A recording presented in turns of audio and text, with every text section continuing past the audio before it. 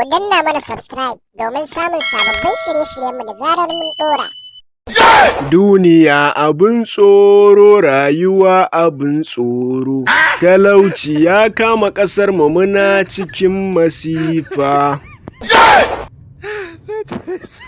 Iye, gaskiya ne yaya, kayi jan wuya yaya. Ɗazufa kuɗin da za a sa magi a miya aka tambaye ka a gida amma ka hana. Don kuma ka zo kana ta sheƙi aya da kai da budurwarka kana kashe kuɗi ko? Wallahi ya zama dole sai na katse wannan farin cikin naku. Yanzu me ya kamata na yi ne ma, bara in yi tunanin muguntar da zan shirya ma yaya.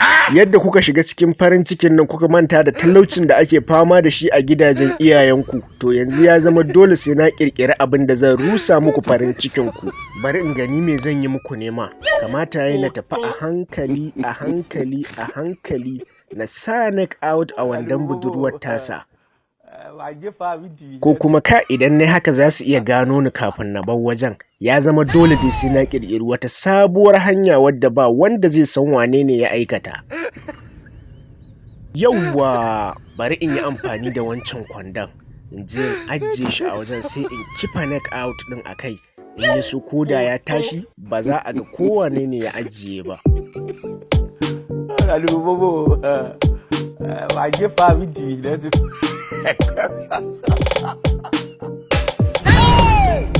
I don't want peace.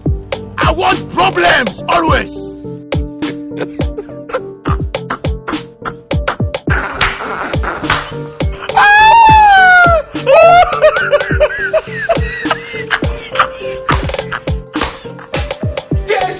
Jesus is Lord. Wayya aka har yanzu neck out ɗin nan bai tashi bane, ko dai ban kunna wutar bane. Bari in je in duba in gani.